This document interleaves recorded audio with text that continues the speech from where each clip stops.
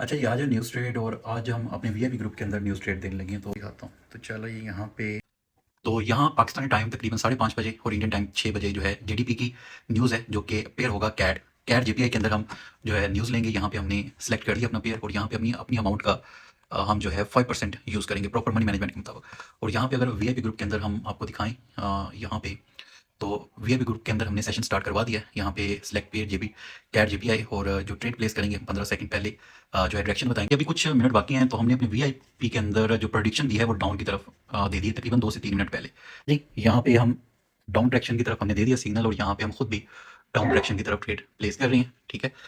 और यहाँ पे वीआईपी ग्रुप के अंदर भी डाउन डायरेक्शन के अंदर हमने ट्रेड को दे दिया है, तो लेट्स सी क्या बनता है।